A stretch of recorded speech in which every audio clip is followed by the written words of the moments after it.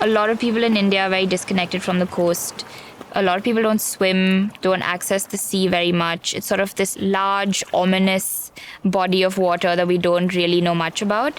And I think if we are interested in the food that comes from it, there might be some kind of draw towards also looking at it and protecting it and managing it a little better.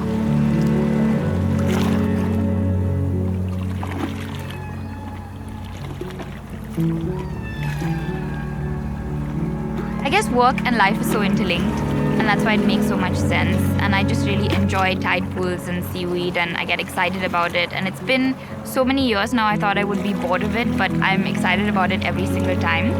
I think it's because I just get to be in the sea a lot, and I love that. And I think it's ridiculous that I can, call this work.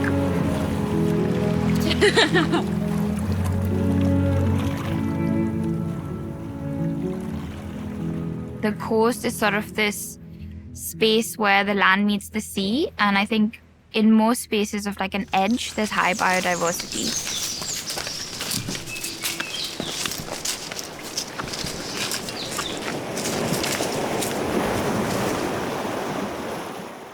Tide pools have a lot of edges and a lot of crevices and a lot of microclimates, and I think that's what creates this high diversity of species.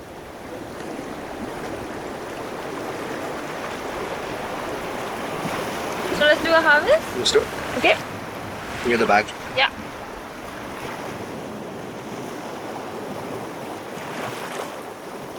I think it's just innate as an ecologist, that's the word, right? To conserve. And so your automatic response is to say, how do we limit? How do we damage less?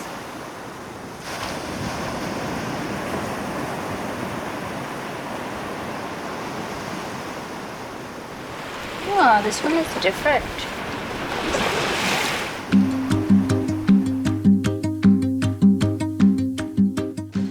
If you consider a business that works with the sea, it means you need to look at preserving the coast. And that's definitely the way I've come about this business. And maybe the way to look at it is to redefine what success is in a business like this. So that's 1.7. Yeah. Perfect. We're looking at a more regenerative approach to the business. And it has to go side by side, because with an ingredient like seaweed, you not only have to make sure you have a market, but you also have the right supply. And so if you don't work on both at the same time, it doesn't actually work. And I think that's something to consider in a long-term business that engages with the environment, is the more the environment thrives, the more your business thrives. Okay, we're done. It's so satisfying to pack. Yeah, we like the chili though. Yeah, I did that. Pretty good. I like Achar, which is just I don't know. How can we Get variety. yeah like for example, if I want this in quantity, how can we So right now this in quantity we just haven't found. okay, You know, like a good harvest of this will be 3 kgs. this is also very good. I think combine both. See, in terms of what chefs want is a clean product from the sea that provides a certain flavor profile, has a certain texture. For Varun, it's been interesting working with him because he doesn't have any kind of limitations as to what he wants to create. And so he kind of just looks at the ingredient, plays around with it, and then creates something. everything we use is sourced from within the country, and a lot of it is these unique indigenous produce that you wouldn't see at everyday markets all around the country. So that's the idea about it. We want to travel around the country, see what India has to offer.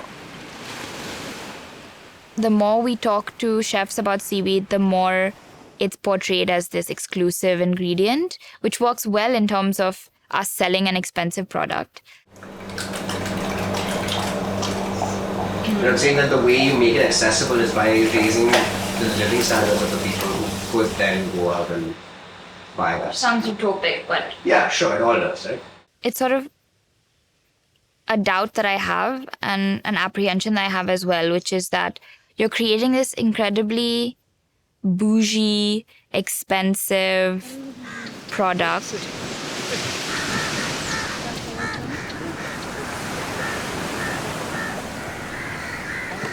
in a country that has huge levels of malnutrition. And I find that quite problematic, and I'm really honestly not sure how to bridge that divide, especially because it's so nutritious.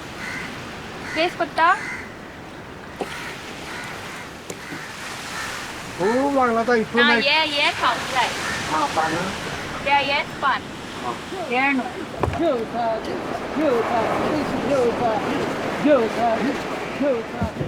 In terms of communities, I guess, again, the approach would be to ask whether they're interested in actually getting on board with this, what that would look like for them, what financial remuneration that could look like for them as well, and then work around that.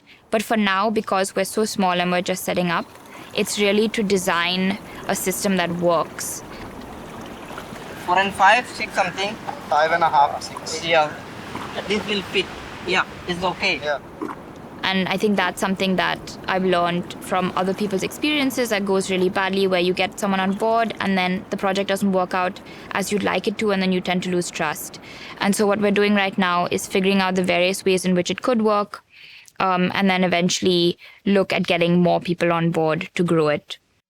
Being here means that it's a place that I understand well, it's a language I speak, and it's cultural and it's environmental heritage for Goa to have this diversity along its coastline.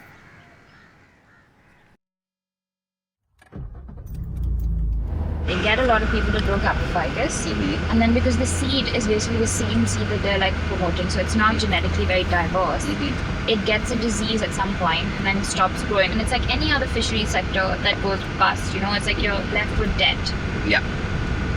But then the farmers have put in all of this investment, and then they don't actually make much return. I think what we really need to do is talk to the fisheries department, like now, like make friends with them. That's Because otherwise it's going to be so hard to then, in retrospect, be like, we should have told them about this before, and be like fighting something after is so much harder. Because I think they need to know that there's a different side to this. Absolutely.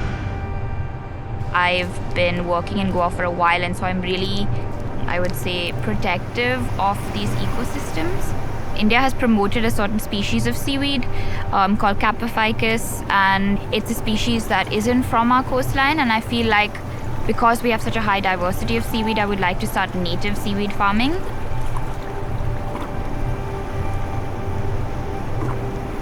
That's his Kappa-ficus farm.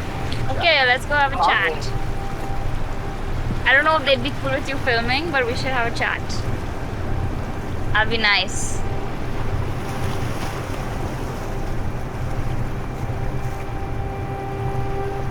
Paper has been already published, it is not invasive.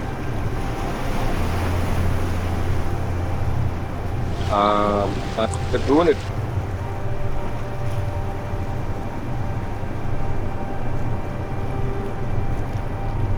So published, that's all. No, it's not published, it's an internal document. The only thing is now growing it in selected areas.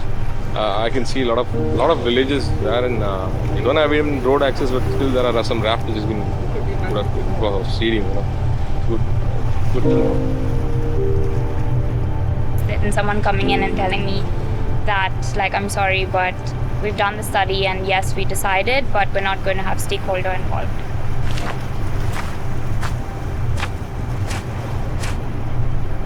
I just really don't agree with it when someone's like, yeah, we feel like it's not going to do any damage, it won't grow in the wild, and then in the same sentence he says it grows in the wild. So then it's like, why am I going to believe you?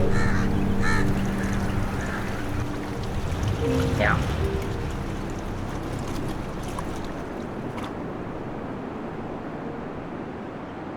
Today, when we still see seaweed always imported from either China or Japan, but when we have so much available at our doorstep, why shouldn't we use this?